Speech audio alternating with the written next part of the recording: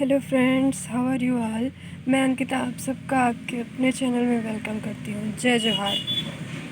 Inorganic chemistry का आज हम अगला टॉपिक लेने जा रहे हैं, जो है हाइजेनबर्ग अनिश्चितता सिद्धांत। हाइजेनबर्ग अनिश्चितता सिद्धांत बहुत ही इम्पॉर्टेंट टॉपिक है। आप प्लीज़ इसे ध्यान से समझिएगा। जहाँ समझ ना आए वहाँ मुझे बताइएगा, कमेंट कीजिएगा, ताकि मैं आप लोग को समझा सकूँ। तो स्टार्ट करते हैं आज का टॉपिक, हाइजेनबर्ग अनिश्चितता सिद्धांत क्या है इसका। तो पहला टॉपिक हमने लिया है, पहला पॉइंट हमने लिया है सिद्धांत। तो सिद्धांत में क्या लिखा हुआ है देखें। हाइजेनबर्ग के अनुसार किसी क्षण किसी सूक्ष्म कण जैसे इलेक्ट्रॉन, प्रोटॉन आदि की स्थिति एवं संवेग के मान को एक साथ सही ज्ञात करना संभव नहीं है। कोई भी सूक्ष्म कण है, जैसे इलेक्ट्रॉन, प्रोटॉन, ऐसे एकदम सूक्ष्म कण, इनकी स्थिति और संवेग, इसका मापन एक ही समय में एक साथ एक्चुअल करना, मतलब कि सही एक्यूरेट मान निकालना संभव नहीं है। फिर क्या बोला है, स्थिति व संवेग में अनिश्चितता के गुणनफल का मान h/4π के बराबर या उससे बड़ा होता है। यहाँ पे तो हमने जान लिया कि जो उसकी स्थिति और संवेग में जो गुणन, मतलब उनका जो मान होता है, वो एक साथ एक ही समय पे सही नापना पॉसिबल नहीं है, संभव नहीं है। तो संभव नहीं है तो उनके दोनों के मान में अनिश्चितता होगी। तो जो अनिश्चितता होगी उसका गुणनफल का मान h/4π से बराबर या उससे बड़ा होता है, उससे छोटा कभी नहीं होता है। तो ये है हाइजेनबर्ग का अनिश्चितता सिद्धांत। अब इसका सूत्र देख लेते हैं। सूत्र क्या है, del x del p greater than equal to h/4π। यहाँ डेल एक्स जो है वो कण की स्थिति में अनिश्चितता है, डेल पी संवेग में अनिश्चितता है, और एच तो हम जानते ही हैं प्लांक नियतांक है करके, है ना। तो ये अब फिर सूत्र को व्युत्पन्न करना है। यहाँ पे यही चीज़ लिखा है, एच प्लांक नियतांक है। सूत्र की व्युत्पत्ति करते हैं। सूत्र को व्युत्पन्न करने के लिए क्या किया, माना एक इलेक्ट्रॉन किसी क्षण बिंदु O पर स्थित है। कहाँ है बिंदु O, ये है बिंदु O।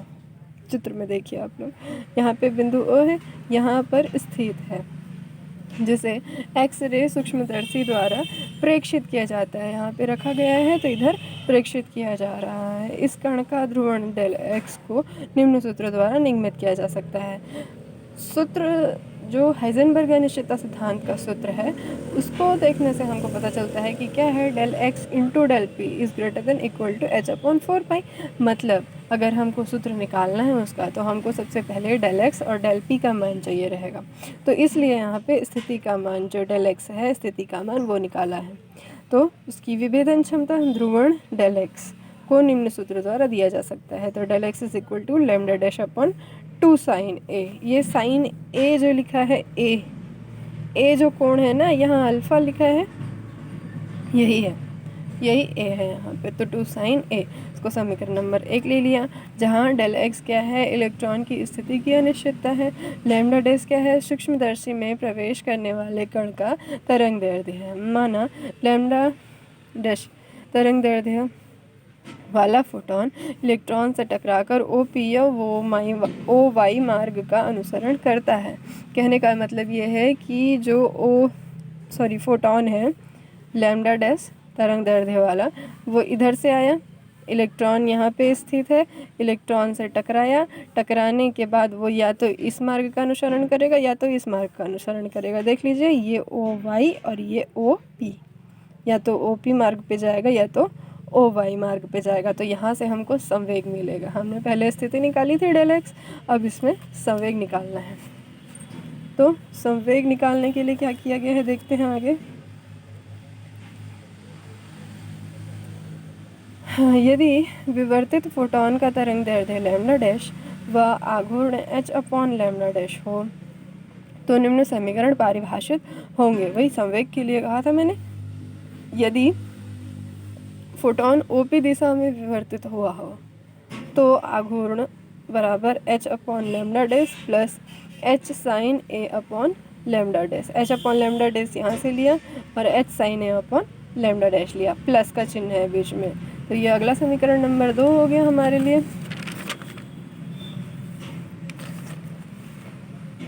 फिर अब ये वो तो था कि ओपी दिशा में विवर्तित हो रहा है, तो अब यदि फोटोन ओ वाई दिशा में विवर्तित हो रहा है तो आघूर्ण क्या होगा, H upon lambda dash plus minus H sine A upon lambda dash. यहाँ पे इसमें इसके मान में माइनस लग जाएगा तो प्लस और माइनस का इनटू माइनस हो जाएगा, इसलिए दोनों के बीच में माइनस आ जाएगा। तो ये समीकरण नंबर 3 हो गया। तो जो संवेग है उसके दो मान हमको मिल गए। दो संवेग कहने का मतलब है कि एक बार फोटोन अगर इलेक्ट्रॉन से टकराकर ओपी मार्ग का अनुसरण करता है तो उसका संवेग क्या होगा, और एक बार अगर इलेक्ट्रॉन फोटोन से टकराकर ओ वाई मार्ग का अनुसरण करता है तब उसका आघूर्ण क्या होगा।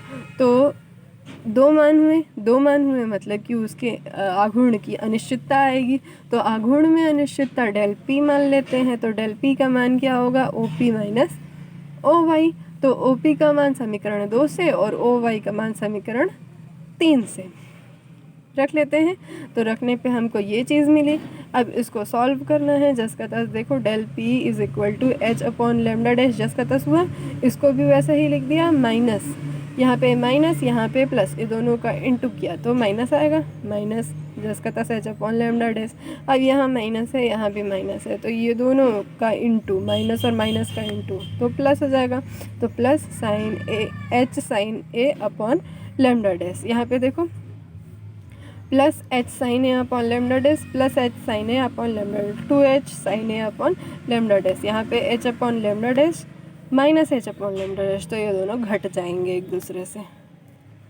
तो ये हमको मिल गया समीकरण नंबर 4। पहले मिला था समीकरण नंबर 1 में स्थिति में अनिश्चितता, और दूसरे में मतलब समीकरण नंबर 4 में हमको मिला है संवेग में अनिश्चितता।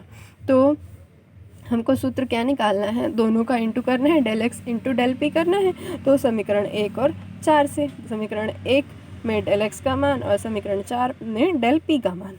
तो del x into del P is equal to lambda dash upon 2 sine A, ये डेल एक्स का मान, इंटू दोनों के बीच में गुणा का चिन्ह है तो इंटू लगा दिया, और डेल पी का मान 2h sine A upon lambda dash. तो अब इसको सॉल्व करना है आपको। तो ये 2 और ये 2 ख़त्म, साइन ए और ये साइन ए ख़त्म, ये लेमडा डैश और ये लेमडा डैश ख़त्म। यहाँ पे बचा एच ही बस बचा है, बाकी नीचे कुछ नहीं बचा, ऊपर और कुछ नहीं बचा एच के अलावा। तो इसलिए या फिर del x into del P is equal to h बचा हुआ है तो एच आ गया। अब किसी भी प्रयोग में त्रुटि का मान सोचे गए मान से अधिक होता है, इसको कहने का क्या मतलब है। देखिए, आप लोगों ने खुद अनुभव किया होगा कि जब भी हम कोई प्रयोग करते हैं तो प्रयोग करते करते हैं हमको पता चल जाता है कि हाँ यहाँ कुछ गलतियाँ पता चल जाती कि हाँ हमने ये गलती की है, तो इसका जो रिज़ल्ट आएगा उसके मान में इतना चेंज आएगा करके, है ना। तो कभी भी हम सोचते हैं क्या हमसे सिर्फ उतनी गलतियाँ हुई होती हैं, नहीं, ऐसा नहीं होता है ना। कई गलतियाँ हमको पता चलती हैं, कई गलतियाँ हमको पता नहीं चलती हैं। कहने का मतलब ये है कि गलतियों का फ़र्क उस पर पड़ता है, जो रिज़ल्ट होता है उस पर पड़ता है, और गलतियाँ हमेशा हमें पता चलती हैं उससे अधिक गलतियाँ होती हैं, जिसका मान जिसका असर रिज़ल्ट पर पड़ता है। तो वो जो रिज़ल्ट आता है उस पर उन दोनों का मान पड़ता है। जितना हमने सोचा उतना तो फ़र्क पड़ता ही है, उससे अधिक फ़र्क पड़ता है, उससे कम फ़र्क कभी भी नहीं पड़ता, उससे कम असर कभी भी नहीं होता रिज़ल्ट का। कहने का यही मतलब है इसमें कि किसी भी प्रयोग में त्रुटि का मान सोचे गए मान से अधिक ही होता है, या तो उसके बराबर होगा त्रुटि का मान या तो उससे अधिक होगा, कम कभी नहीं होगा। तो इसलिए यहाँ पे ये अनिश्चितता है, तो इस अनिश्चितता का मान हमेशा अधिक होगा या बराबर होगा, बड़ा होगा या फिर बराबर होगा h के। जो सोची गई त्रुटि है उससे जो अनिश्चित त्रुटि है उसका मान अधिक या बराबर ही होता है। तो इसलिए यहाँ पे ग्रेटर देन इक्वल टू का चिन्ह लिया है h। फ्रेंड्स समीकरण नंबर 6 जो है वही हाइजेनबर्ग अनिश्चितता का सिद्धांत है। यहाँ पे 4 पाई लिया गया है, तो वो अनिश्चितता को फिक्स करने के लिए करके लिया गया है। आप चाहे तो यहाँ लिखें, चाहे तो ना लिखें, कोई फ़र्क नहीं पड़ता। तो इक्वेशन नंबर 6 हो गया। तो ये है हाइजेनबर्ग का अनिश्चितता सिद्धांत। यहाँ हमारा ये जो टॉपिक है वो कंप्लीट होता है। इसमें एक दो बातें विशेष हैं, नोट के रूप में आप ले सकते हैं, जो हमको जानना ज़रूरी है। तो वो आप देख लीजिए कि जो हाइजेनबर्ग अनिश्चितता सिद्धांत है वो केवल सूक्ष्म कणों के लिए लागू होता है। अगर इसको बड़े कणों के लिए लेंगे तो क्या होगा, तो लिखा है यहाँ पे कि भारी द्रव्यमान वाले कण जैसे गेंद के लिए m का मान अधिक होता है, उसका द्रव्यमान अधिक होता है, इलेक्ट्रॉन प्रोटॉन का द्रव्यमान बहुत कम होता है, जबकि गेंद का द्रव्यमान उनके सापेक्ष अधिक होता है। तो अगर m का मान अधिक होगा तो h/m का मान कम हो जाएगा। h/m यानी कि क्या, अनिश्चितता। तो अनिश्चितता का मान कम हो जाएगा, अनिश्चितता का मान कम होगा, इसलिए जो अनिश्चितता का मान कम होगा, इसलिए जो हाइजेनबर्ग अनिश्चितता का सिद्धांत है वो बड़े कणों के लिए, बड़े द्रव्यमान वाले कणों के लिए लागू नहीं होता है। फ्रेंड्स, ये था मेरा आज का वीडियो।